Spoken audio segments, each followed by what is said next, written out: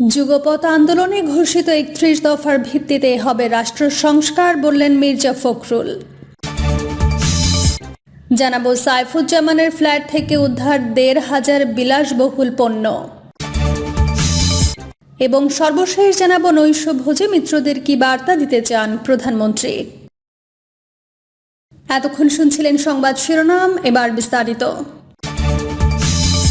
যুগপৎ আন্দোলনে ঘোষিত ৩১ দফার ভিত্তিতে হবে রাষ্ট্র সংস্কার, বললেন মির্জা ফখরুল। যুগপৎ আন্দোলনের মিত্র রাজনৈতিক দল ও জোটগুলোর সঙ্গে জাতীয় ঐক্য আরও সুদৃঢ় করতে সরকার গঠনের ৫ মাস পর প্রথমবারের মতো নৈশভোজ ও শুভেচ্ছা বিনিময়ে মিলিত হয়েছেন প্রধানমন্ত্রী তারেক রহমান। দীর্ঘ ১৫ থেকে ১৬ বছরের আন্দোলনের সহযোদ্ধাদের এই মিলনকে দেশের গণতান্ত্রিক অভিযাত্রা ও রাষ্ট্র সংস্কারের নতুন অধ্যায় হিসেবে আখ্যা দিয়েছেন বিএনপি মহাসচিব মির্জা ফখরুল ইসলাম আলমগীর। মির্জা ফখরুল বলেন, সরকার গঠনের ৫ মাস পর মিত্র দলগুলোর শীর্ষ নেতাদের নিয়ে এই বৈঠক অত্যন্ত তাৎপর্যপূর্ণ। দীর্ঘ আন্দোলনে একসঙ্গে থাকা রাজনৈতিক নেতৃত্বের সঙ্গে প্রধানমন্ত্রী আন্তরিক পরিবেশে মতবিনিময় করেছেন। ব্রিফিংয়ের শুরুতে তিনি জুলাই ২০২৪ এর ছাত্র জনতার অভ্যুত্থানে নিহত শহীদদের প্রতি গভীর শ্রদ্ধা জানান। তিনি বলেন, ফ্যাসিবাদ ও স্বৈরাচারের অবসান ঘটিয়ে দেশে গণতান্ত্রিক পরিবেশ ফিরিয়ে আনার সুযোগ সৃষ্টি হয়েছে শহীদদের আত্মত্যাগের মধ্য দিয়ে। আহত ও পঙ্গুত্ব বরণকারী আন্দোলনকারীদের অবদানও জাতি চিরদিন স্মরণ করবে। সরকারের ৫ মাসের কার্যক্রম তুলে ধরে বিএনপি মহাসচিব বলেন, অন্তর্বর্তীকালীন সরকার জনগণের কল্যাণে অগ্রাধিকার দিয়ে কাজ করছে। প্রথম মন্ত্রিসভার বৈঠকে ১০,০০০ টাকা পর্যন্ত কৃষি ঋণ সুদ সহ মৌকুফের সিদ্ধান্ত নেওয়া হয়েছে। একই সঙ্গে ফ্যামিলি কার্ড ও কৃষক কার্ড বিতরণ, বিভিন্ন ধর্মীয় প্রতিষ্ঠানের ইমাম, পুরোহিত ও ফাদারদের ভাতা প্রদান, খেলোয়াড়দের ভাতা চালু এবং খাল খনন কর্মসূচি বাস্তবায়নের কাজ শুরু হয়েছে। তিনি বলেন, সরকার একটি ভেঙে পড়া রাষ্ট্রীয় ও অর্থনৈতিক কাঠামোর দায়িত্ব গ্রহণ করেছে। ব্যাংকিং খাত সহ বিভিন্ন প্রতিষ্ঠানকে পুনর্গঠনের কাজ ইতোমধ্যে শুরু হয়েছে এবং ধাপে ধাপে সেগুলোকে স্বাভাবিক অবস্থায় ফিরিয়ে আনার উদ্যোগ নেওয়া হচ্ছে। রাষ্ট্র সংস্কার প্রসঙ্গে মির্জা ফখরুল বলেন, যুগপৎ আন্দোলনের সময় ঘোষিত ৩১ দফা কর্মসূচি অক্ষরে অক্ষরে বাস্তবায়ন করা হবে। একই সঙ্গে সব রাজনৈতিক দলের সম্মতিতে স্বাক্ষরিত জুলাই সনদ ও পূর্ণাঙ্গভাবে বাস্তবায়নের বিষয়ে প্রধানমন্ত্রী তারেক রহমান দৃঢ় অঙ্গীকার ব্যক্ত করেছেন। তিনি আরও জানান, জাতীয় ঐক্য ধরে রাখা, রাষ্ট্র সংস্কারের কার্যক্রম এগিয়ে নেওয়া এবং বিভিন্ন রাজনৈতিক ইস্যুতে সমন্বয় জোরদারে প্রধানমন্ত্রী ভবিষ্যতেও নিয়মিতভাবে মিত্র রাজনৈতিক দল ও জোটগুলোর শীর্ষ নেতাদের সঙ্গে বৈঠক ও মত বিনিময় করবেন। সাইফুজ্জামানের ফ্ল্যাট থেকে উদ্ধার ১৫০০ বিলাসবহুল পণ্য। পতিত আওয়ামী লীগ সরকারের আলোচিত সাবেক ভূমিমন্ত্রী সাইফুজ্জামান চৌধুরী জাবেদের গুলশানের ২ ফ্ল্যাটে ২ দিনব্যাপী অভিযান শেষ করেছে দুর্নীতি দমন কমিশনের বিশেষ টিম। গুলশানের ৬৬ নম্বর রোডে নর্থ ওয়েস্ট বি ব্লকের ১১ নম্বর প্লটের বাড়িতে অভিযান চালিয়ে মোট ২৬৯ ধরনের পণ্য সামগ্রী উদ্ধার করেছে দুদকের টিম। সংখ্যা হিসেবে যার পরিমাণ ১৫০০ ছাড়িয়ে যাবে। ফ্ল্যাট এ ৭ থেকে প্রায় ১,১৩৫টি ও ফ্ল্যাট বি ৭ থেকে প্রায় ৪০০টি পণ্য সামগ্রী উদ্ধার করা হয়েছে। সোমবার দুদকের প্রধান কার্যালয়ে সংস্থাটির সহকারী পরিচালক তানজির আহমেদ এই বিষয়ে ঢাকা পোস্টকে বলেন, দুদকের উপপরিচালক মোহাম্মদ মশিউর রহমানের নেতৃত্বে একটি টিম অভিযানে নেতৃত্ব দিয়েছে। আদালতের নির্দেশনা মেনে গতকাল ও আজ ইনভেন্টরি কাজ করেছে। অভিযানের সাবেক ভূমিমন্ত্রীর ফ্ল্যাটে প্রবেশ ও ইনভেন্টরি কার্যক্রমে বিপুল পরিমাণ সম্পদ পাওয়া গেছে। প্রাথমিক হিসাব অনুযায়ী ২৬৯ আইটেমের পণ্য পাওয়া গেছে। উদ্ধারকৃত পণ্যের মধ্যে রয়েছে ৩০০টির বেশি কোট, ৫৩২টির বেশি টাই, ৮টি ঘড়ির বক্স, প্রায় ১০০টি কামিজ, মুক্তার গয়না, ঝাড়বাতি, bed, sofa, AC, ceiling fan, treadmill, fridge, suitcase, chair ও টেবিল ইত্যাদি। বাসা থেকে উদ্ধার হওয়া রোলেক্স ঘড়ির ক্রয় রসিদ অনুযায়ী প্রতিটি ঘড়ির দাম হতে পারে ১৪,০০০ থেকে ১৭,৫০০ মার্কিন ডলার। ক্ষমতার পট পরিবর্তনের পর সাইফুজ্জামানের বিরুদ্ধে অনুসন্ধান করে দুদক। অনুসন্ধানের শুরুতে দুদক, সিআইডি ও এনবিআর এর সমন্বয়ে ৭ সদস্যের টাস্ক ফোর্স গঠন করা হয়েছিল। টিম লিডারের বদলিজনিত কারণে টিম পুনর্গঠন করা হয়েছে। সর্বশেষ 2025 সালের 9 সেপ্টেম্বর দুদকের উপপরিচালক মশিউর রহমানের নেতৃত্বে 9 সদস্যের টিম অনুসন্ধান ও তদন্ত কাজ পরিচালনা করছে। অনিয়ম ও দুর্নীতির অভিযোগে একাধিক মামলা করেছে দুদক।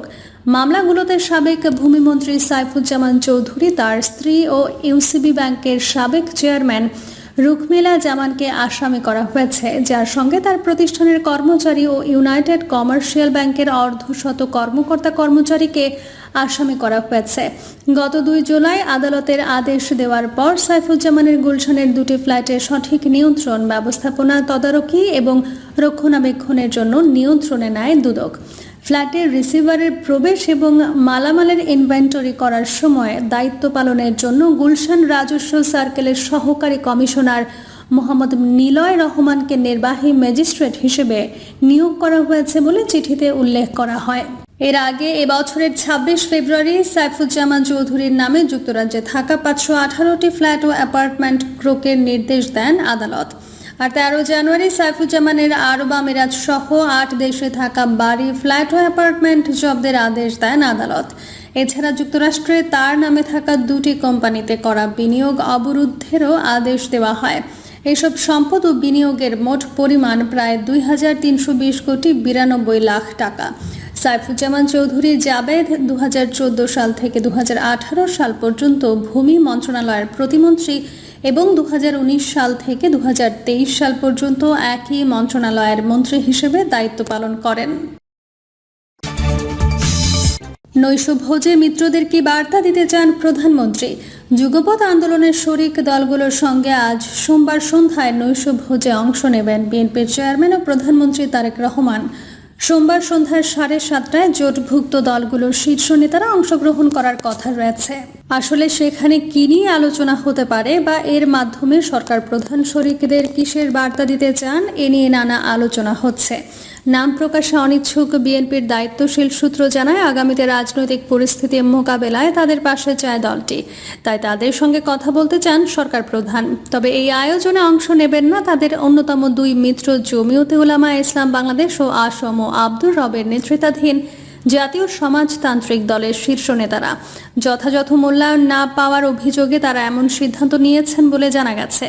হঠাৎ কেন এমন আয়োজন? জোটভুক্ত দলগুলোর নেতারা জানান, গত নির্বাচনে বিজয়ী হয়ে তারেক রহমানের নেতৃত্বাধীন সরকারের 5 মাস পর হলেও নানা কারণে তিনি যুগপদের শরিকদের সঙ্গে বসতে পারেননি। এ নিয়ে অনেকে অভিমান করেছেন, নিজেরা সরকারের আছেন কিনা সে নিয়েও এক ধরনের বিব্রত পরিস্থিতিতে আছেন। তাই রাজনৈতিকভাবেও বিএনপির সঙ্গে আনুষ্ঠানিক কোনো কার্যক্রমে নেই। তবে বিএনপি দুর্দিনের সঙ্গী হিসেবে তাদের ধারণ করে পথ চলতে চায় বলেও দলীয় সূত্রে জানা গেছে।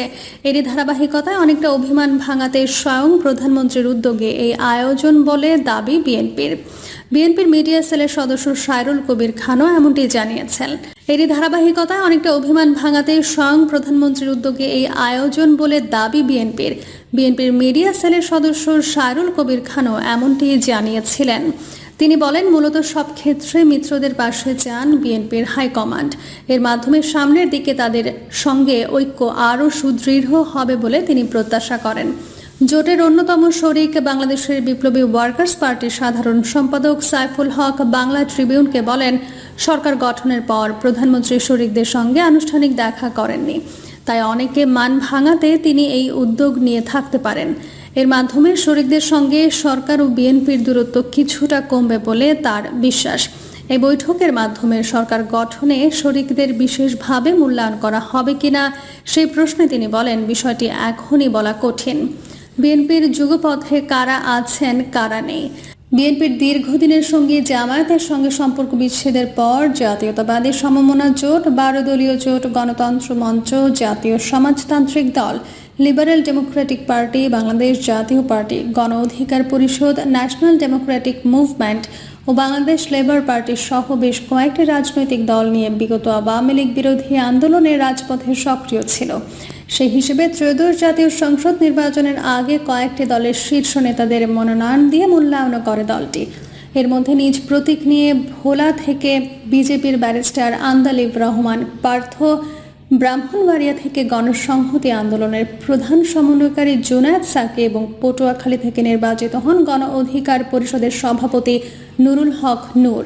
আর 4টি আসনে নিজেদের খেজুর গাছ প্রতীক নিয়ে প্রতিদ্বন্দ্বিতা করে জমিয়তে উলামা ইসলাম। সমঝোতার ভিত্তিতে সেসব আসনে নিজেদের প্রার্থী না দিয়ে জোট প্রার্থীকে সমর্থন দেয় বিএনপি, তবে তাদের কেউই জয়লাভ করতে পারেন। অন্যদিকে বিএনপির সমর্থনে হাতুড়ি প্রতীক নিয়ে ঢাকা 12 আসনে প্রতিদ্বন্দ্বিতা করে হেরে যান বাংলাদেশের বিপ্লবী ওয়ার্কার্স পার্টির সাধারণ সম্পাদক সাইফুল হক। তবে গত নির্বাচনের আগে কেউ দল বিলুপ্ত করে বিএনপিতে যোগ দিয়ে ধানের শীষ প্রতীকে নির্বাচন করেন, আবার কিছু দল প্রত্যাশিত আসন না পেয়ে জোট থেকে বেরিয়ে যান।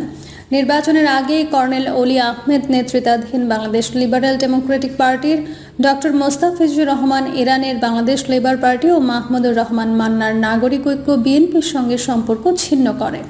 এর মধ্যে বাংলাদেশ লেবার পার্টি ও এলডিপি জামায়াতের 11 দলীয় ঐক্যের সঙ্গে সক্রিয়, আর নাগরিক ঐক্য আপাতত নিজেরাই একক কার্যক্রম চালাচ্ছে।